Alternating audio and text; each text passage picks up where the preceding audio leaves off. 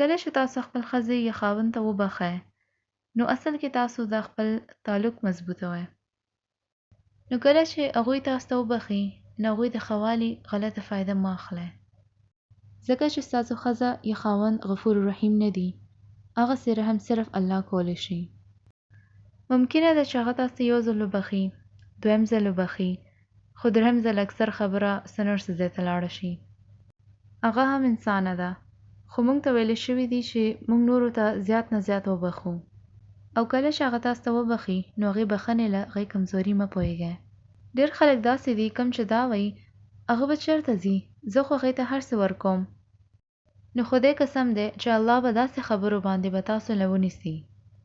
او ډېر خلک داسې دي کوم چې دا سوچ لري چې زه خو هر څه کولی شم، چې زموږ خو واده له دومره کاله تېر شول، اوس 5 ماشومان دي، نو هغه به چېرته ځي؟ هغې خو ټول وروڼه خویندې هم واده شول او هغې مور پلار شته نه، نو هغې سره خو هیڅ ځای نشته، زما چې څه خوښوي زه کولی شم. نو که هغه تاسو ته وبخي نو د دې معنی دا نه دی چې هغه کمزورې ده. کیدای شي چې دا هغې ټولو کې لوی طاقت وي. کیدای شي چې کله هم هغه تاسو ته وبخي هغې او الله تعلق نور مضبوط شي. نو کله هم چې تاسو ورباندې ظلم وکړئ او هغه تاسو ته وبخي نو دا مه پوهیږئ چې الله تاسو نه خوشحاله دی. نو تاسو دا خبره پوه شوئ چې خدای تاسو ته هر وخت ګوري او ستاسو هر عمل ریکارډ کیږي او هغه تاسو ته هر وخت ګوري، ځکه د الله له خوشحالولو کوشش وکړئ. نو دا به څنګه کیږي چې خپل ښځې یا خاوند سره ښه پیښیږئ.